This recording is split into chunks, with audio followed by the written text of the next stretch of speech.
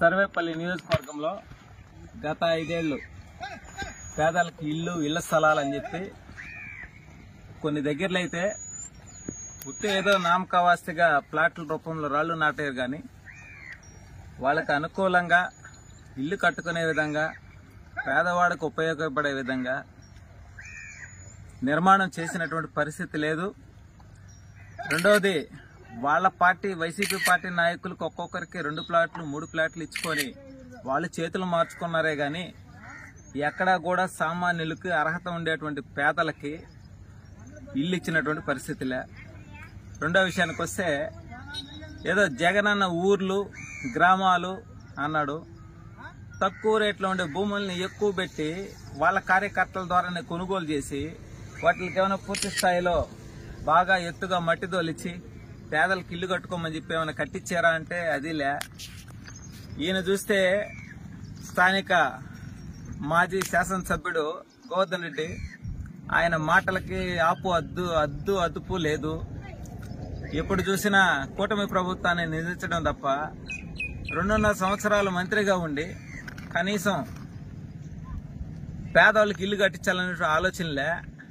మరి కోట్ల రూపాయలు విలువ చేసేటువంటి గ్రావెల్ని దోచుకొని గ్రావెల్ కూడా కనీసం తోలిచ్చినటువంటి పరిస్థితిలే.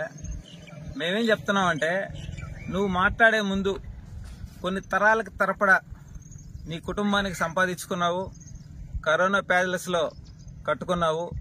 ఆయన చూస్తే తాడేపల్లి ప్యాలెస్లో, నువ్వు చూస్తే కరోనా ప్యాలెస్లో కూర్చొని పేదల సొమ్ముని దోచుకొని ప్యాలెస్లో పెట్టుకొని ఈరోజు కూటమి ప్రభుత్వాన్ని, కూటమి నాయకులని, ఎమ్మెల్యేలని మాట్లాడడం సరికాదు.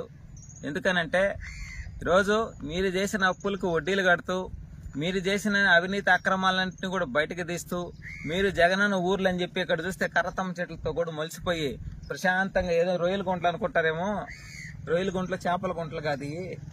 ఆయన జగనన్న ఊర్లలో ఒక్కొక్క ఇల్లు ఉంది, లోపల అండర్ గ్రౌండ్ లో ఉన్న ఇల్లులు.